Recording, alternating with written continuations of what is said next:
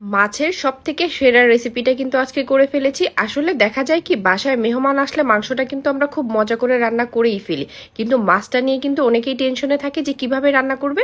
এই রান্নাটা যদি একবার শিখে যান তাহলে মাছ নিয়ে আর কোনো টেনশনই করতে হবে না। অতিথিরা একদম মাংসের আইটেমগুলো রেখে মাছ দিয়ে পেট ভরে খেয়ে উঠবে। এই আইটেমটা এত বেশি মজা। এই মাছ রান্না করার জন্য প্রথমেই আমি পরিমাণ মতো কাজু বাদাম আর 2 চা চামচ সাদা তিল নিয়ে নিব। সাদা তিলটা কিন্তু অবশ্যই দিতে হবে, কোনোভাবেই সাদা তিলটা স্কিপ করা যাবে না। সাদা তিলের কারণেই কিন্তু এই মাছ রান্নাতে এত বেশি মজা হয়। তারপর ওগুলোকে ভিজিয়ে রেখে এখানে আমি একটা মশলা বানিয়ে নিব। এর জন্য নিয়ে নিব 3 কোয়া রসুন, অল্প একটু আদা, 3টা কাঁচামরিচ। কাঁচামরিচগুলো অনেক বেশি ঝাল ছিল যার কারণে আমি 3 পিস নিয়েছি। আর এখানে দিয়েছি 3টি পেঁয়াজ একটু মোটা করে কেটে। সবকিছু আমি ব্লেন্ড করে নিব। এখন মাছের পিসগুলোকে মেরিনেশন করে নিব। এর জন্য দিয়ে দিব সামান্য পরিমাণ লবণ আর অল্প একটু লেবুর রস। আর এখানে কিন্তু লেবুর রস আর লবণ দিয়ে মেরিনেশন করা লাগবে, অন্য কোনো মশলা দেওয়া যাবে না। আর একটা জরুরি কথা, সেটা হচ্ছে এই মাছটা কিন্তু আমি কিনেছি। জীবনের প্রথম মাছ কিনে এত ভালো মাছ কিনতে পারবো বুঝতে পারিনি। হাজবেন্ড অনেক বেশি প্রশংসা করেছে মাছটা খেয়ে। মাছের মধ্যে একদমই ডিম ছিল না, যার কারণে মাছের পেটিটা অনেক বেশি মোটা ছিল আর একদম জীবন্ত ছিল। এত সুন্দর মাছ কিনতে পারবো কখনো ভাবতেই পারিনি। তো মাছটা অনেক বেশি মজার ছিল, যার কারণে এই আইটেমটা খেতে আরো বেশি মজা লেগেছিল। আর এখানে বাসায় টক দই ছিল না, যার কারণে আমি অল্প একটু গুঁড়া দুধের মধ্যে 2 পিস লেবু দিয়ে টক দই বানিয়ে নিয়েছি। এই রান্নাটার মধ্যে কিন্তু অবশ্যই টক দইটা ব্যবহার করতে হবে, তাহলে রান্নাটা খেতে অনেক বেশি মজা হয়। তারপর এখানে কড়াইয়ের মধ্যে অল্প একটু তেল দিয়ে আমি মাছগুলোকে একদম হালকা করে ভেজে নিব। তারপর মাছগুলোকে উঠিয়ে রেখে সেম ফ্রাই প্যানের মধ্যে আমি 3টা শুকনা মরিচ, একটা দারচিনি আর 2টো এলাচ আর তেজপাতা দিয়ে একটু ভেজে নিব। যখন সুন্দর একটা ঘ্রাণ আসবে তখন এখানে কুচি করে কাটা পেঁয়াজ দিয়ে দিব। পেঁয়াজগুলোকেও সুন্দরভাবে একটু ব্রাউন কালার করে নিব। এখন এই পেঁয়াজটার মধ্যে ব্লেন্ড করে রাখা মশলাগুলো দিয়ে দিব। আদা, রসুন, কাঁচামরিচ, বাদাম যা যা ব্লেন্ড করেছিলাম সব একসাথে এই পেঁয়াজের মধ্যে দিয়ে খুব ভালোভাবে একটু ভাজা ভাজা করে নিব। তারপর ব্লেন্ডার জারটা ধুয়ে এখানে অল্প একটু পানি দিয়ে দিব যাতে মশলাটা পুড়ে না যায়।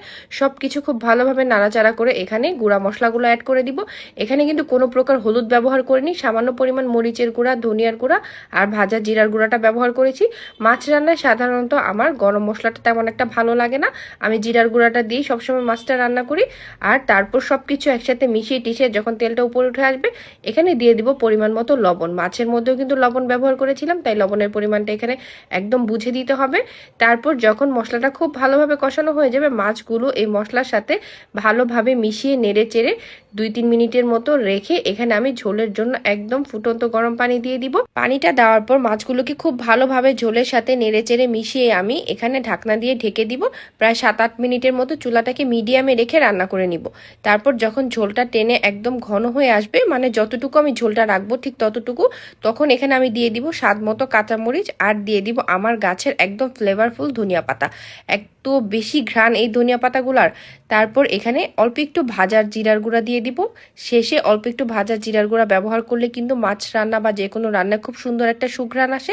আর এখানে দিয়ে দিব অল্প একটু চিনি।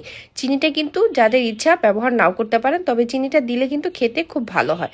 তারপর সব কিছু নেড়েচেড়ে একদম চুলাটাকে অফ করে দিব। এখন কিন্তু রান্নাটা একদমই কমপ্লিট। এত সুন্দর হয়েছে রান্নাটা, দেখেই কিন্তু খুব বেশি লোভনীয় লাগছে। আসলে এই মাছের গ্রেভিটা দিয়েই কিন্তু একদম তৃপ্তি সহকারে ভাত খেয়ে ওঠা যায়, এত বেশি মজা হয় এই মাছের ঝোলটা। এটা আসলে পোলাও, ভাত সবকিছুর সাথে খেতে খুব বেশি মজা লাগে। বাসায় যদি অতিথি আসে বা অতিথি ছাড়াও শুধুমাত্র নিজেদের জন্য এভাবে মজা করে কিন্তু মাছ রান্না করে নিতে পারেন। সবসময় তো আসলে একইভাবে রান্না করা হয়, মাঝে মাঝে একটু ভিন্নভাবে মাছের আইটেমগুলো করলে খেতে কিন্তু অনেক বেশি ভালো লাগে। খাবারের মাঝে কিন্তু অনেক ভিন্নতাও আসে। আসলে আজকে আমার মাছ রান্নাটা দেখতেই এত লোভনীয় হয়েছে, কি বলবো, খেতে তো অনেক বেশি ভালো লেগেছিল। আজকে আমি ভাতের সাথে সার্ভ করেছিলাম, এটা পোলাওয়ের সাথে খেতে অনেক বেশি ভালো লাগবে। তো আজকের রেসিপিটা যদি ভালো লেগে থাকে তাহলে কিন্তু শেয়ার করে দিতে পারেন।